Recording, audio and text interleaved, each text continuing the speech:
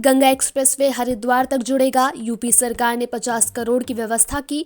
Rapid rail के लिए मिले 914 करोड़ रुपए। यूपी सरकार ने गुरुवार को प्रदेश का बजट जारी कर दिया है। मेरठ में गंगा एक्सप्रेसवे का विस्तार दिया गया है। गंगा एक्सप्रेसवे अब हरिद्वार तक जुड़ेगा। इसके लिए यूपी सरकार ने 50 करोड़ रुपए का बजट जारी किया है। इसके अलावा रैपिड रेल प्रोजेक्ट के लिए बजट में 914 करोड़ रुपए की व्यवस्था की है। रात में अंधेरा, दिन में जल रही स्ट्रीट लाइट। राज्य स्मार्ट सिटी मिशन में शामिल मेरठ शहर में दोपहर में भी स्ट्रीट लाइट व हाई मास्ट लाइट जलती है। दिन के उजाले में स्ट्रीट लाइट जलते हुए नगर निगम के अधिकारी देख रहे हैं, लेकिन वह ठेका एजेंसी के आगे नतमस्तक हैं। चाहते हुए भी स्ट्रीट लाइट को चालू व बंद करने का सिस्टम नहीं स्थापित करा पा रहे हैं।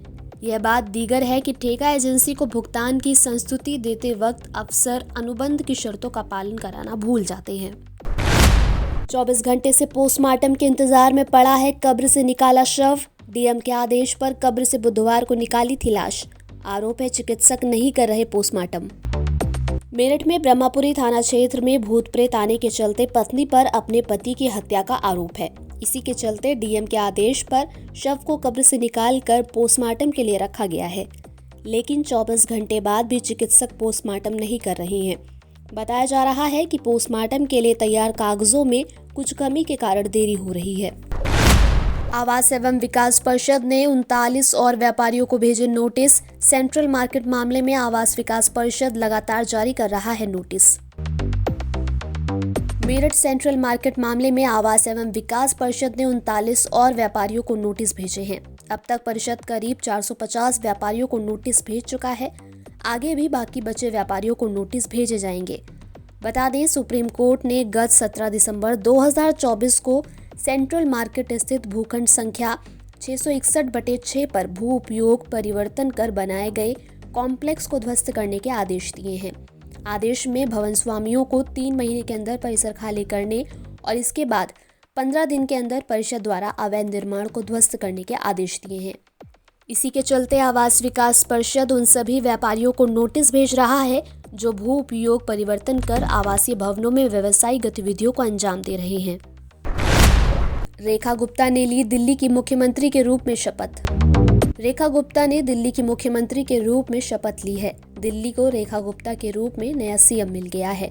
रेखा गुप्ता ने पीएम मोदी की मौजूदगी में सीएम पद की शपथ ग्रहण की। दिल्ली के नए मुख्यमंत्री के तौर पर रेखा गुप्ता ने शपथ ग्रहण कर ली है।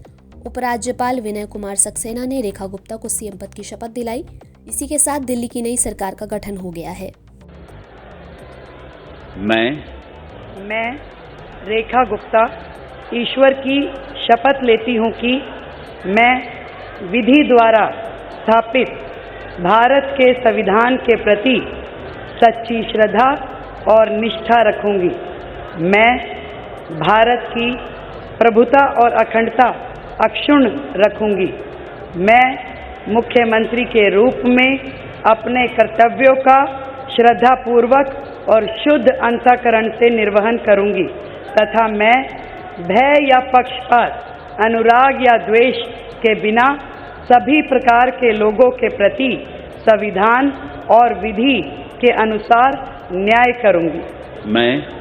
मैं रेखा गुप्ता ईश्वर की शपथ लेती हूँ कि जो विषय मुख्यमंत्री के रूप में मेरे विचार के लिए लाया जाएगा अथवा मुझे ज्ञात होगा, उसे किसी व्यक्ति या व्यक्तियों को तब के सिवाय जबकि ऐसे मुख्यमंत्री के रूप में अपने कर्तव्यों के समय निर्वहन के लिए ऐसा करना अपेक्षित हो, मैं प्रत्यक्ष या अप्रत्यक्ष रूप से संसूचित या प्रकट नहीं करूंगी।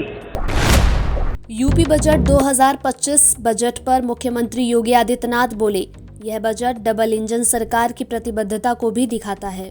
प्रदेश के हर ग्राम पंचायत में 5 से 7 रोजगार सृजन की संभावना स्वतःस्फूर्त भाव के साथ वहां दिखाई देती है।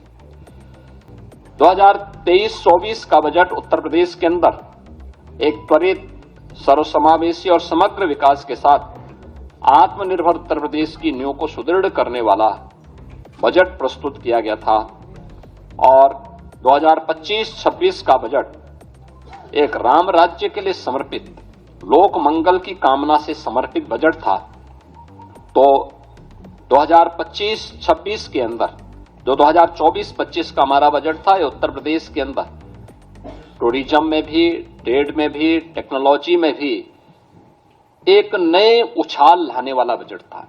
पहली बार 65 करोड़ से अधिक पर्यटक उत्तर प्रदेश के अंदर आए। 14 लाख से अधिक इसमें विदेशी पर्यटक भी थे। और पर्यटन में जो उत्तर प्रदेश पहले तीसरे नंबर पर था, वह उसने 2019 के बाद से जो गति पकड़ी, वह नंबर 1 पर देश के अंदर आने में सफल हुआ है। और 2025-26 का जो बजट है, यह भारत की सनातन संस्कृति को समर्पित सर्वे भवन्तु सुखिनः की अवधारणा पर गरीब, अन्नदाता किसान, युवा, महिला के उत्थान को समर्पित है। जिसमें प्रधानमंत्री मोदी जी का विजन, जिसमें वंचित को वरेता, यानी वंचित को वरेता, उसका एक थीम है, उसका केंद्रीय भाव है, इसको समर्पित है। इस बजट का जो दायरा है, जो कि वित्त मंत्री जी ने अपने बजट भाषण में भी कहा कि 8,08,736 करोड़ रुपये से अधिक का यह बजट है, जो 2024-25 की तुलना में 9.8% अधिक है।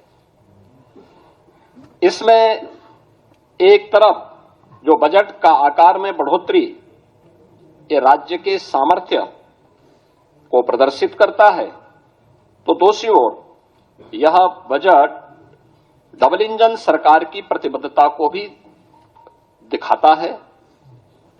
इस बजट में हमने 2,25,561 करोड़ 49 लाख रुपए कैपिटल एक्सपेंडिचर के लिए इसमें प्रस्तावित किया है, जिसके माध्यम से इंफ्रास्ट्रक्चर पर धनराशि जो व्यय होगी, इससे अधिक रोजगार की सृजन इसके माध्यम से होंगे और यह अर्थव्यवस्था को सुदृढ़ करता है। उत्तर प्रदेश के बजट पर सपा प्रमुख अखिलेश यादव बोले, बजट घोषणा पत्र से मेल नहीं खाता। और इसलिए क्योंकि उत्तर प्रदेश का 9वां बजट पेश हुआ है। ये सेकंड लास्ट बजट था इनका, सेकंड लास्ट बजट। इसके बाद आखिरी बजट होना है और फिर हम सब लोगों को नई सरकार चुनने का मौका मिलेगा। जिस सरकार के पिछले कई बजटों को अगर हम देखें, तो ये जो बजट हैं, इनके घोषणा पत्र से कोई तालमेल नहीं बनता है इनका। इस बजट का और इससे पहले बजटों का कोई फोकस नहीं रहा। बिना विजन के बजट आए हैं। कोई रोड मैप तैयार नहीं था सरकार का कि किस दिशा में हम लोगों को उत्तर प्रदेश को ले जाना है। और कोई क्लैरिटी नहीं है बजटों में कि हम किसान या जो बेसिक चीजें हैं, लोगों की जरूरतें हैं, उनको कैसे किया जाए। हर बार बजट आता है और सरकार यही कहती है कि उत्तर प्रदेश का सबसे बड़ा बजट है। ये लैंग्वेज, ये टर्म हर सरकार हर बजट के लिए इस्तेमाल कर सकती है, क्योंकि जो भी बजट होगा वो पिछले बजट से बड़ा बजट होगा। तो ये बात कहना कि सबसे बड़ा बजट पेश हो रहा है, ये सोचने की बात है। ये बजट नहीं, बड़ा ढोल है। ये बजट नहीं, बड़ा ढोल है जिसमें आवाज तो बहुत है पर अंदर से खाली है। ये बजट खोखला है। ये बजट खोखला है। इस बजट का झोला खाली है। जनता को लग रहा है बजट आया ही नहीं है। वो पूछ रही है कि प्रवचन तो आया गया। जनता सोच रही है कि बजट आया ही नहीं। वो पूछ रही है प्रवचन तो आ गया, बजट कब आएगा। हाईवे पर आपस में भिड़े कई वाहन, मची चीख पुकार, 8 श्रद्धालुओं की मौत, कई घायल। जौनपुर में गुरुवार की भौर में दर्दनाक हादसा हुआ। हादसे में 8 दर्शनार्थियों की मौत हो गई, जबकि 33 लोग घायल हो गए। हादसे के बाद मौके पर चीख पुकार मच गई। घायलों को इलाज के लिए अस्पताल में भर्ती कराया गया है। वाराणसी लखनऊ राष्ट्रीय राजमार्ग 731 के सरोखनपुर अंडरपास पर भीषण हादसा हुआ। 2 वाहनों की भिड़ंत में टाटा सूमो में सवार 5 लोगों की मौत हो गई, जबकि 6 लोग गंभीर रूप से घायल हो गए। उसी घटना के समय एक बस ट्रेलर से आकर भिड़ गई। इस हादसे में बस में सवार 3 लोगों की मौत हो गई, जबकि 27 लोग घायल हो गए हैं। सभी घायलों को CHC से जिला अस्पताल रेफर कर दिया गया है। डॉक्टर अंबेडकर प्रतिमा हटाने के विरोध में किया प्रदर्शन। मेरठ में बीती 28 जनवरी को जिला अलीगढ़ के थाना रोरावड़ क्षेत्र के गांव इब्राहिमपुर भीमपुर में संविधान निर्माता बाबा साहेब डॉक्टर भीमराव अंबेडकर जी की प्रतिमा को पुलिस द्वारा हटाए जाने एवं दलित समाज के निर्दोष लोगों पर बलपूर्वक लाठीचार्ज कर निर्दोष दलित समाज के लोगों पर निराधार झूठे मुकदमे दर्ज करने के विरोध में गुरुवार को बहुजन जनता दल घोड़ावाल पार्टी के दर्जनों सदस्य कलेक्ट्रेट पहुंचे। हल्की बूंदाबांदी के बाद फिर बदला मौसम का मिजाज। मौसम वैज्ञानिकों के अनुसार इस बार पड़ सकती है रिकॉर्ड तोड़ गर्मी। पश्चिमी विक्षोभ के सक्रिय होने से मेरठ में बुधवार से मौसम में बदलाव आ गया। कभी धूप तो कभी आसमान पर बादल छाए रहे। वहीं मौसम वैज्ञानिकों ने जो गुरुवार को बूंदाबांदी की आशंका जताई थी वह सही साबित हुई। गुरुवार सुबह हल्की बूंदाबांदी से मौसम एक बार फिर बदल गया। खबरों को विस्तार से पढ़ने के लिए www.shardaexpress.com वेबसाइट को विजिट कीजिए।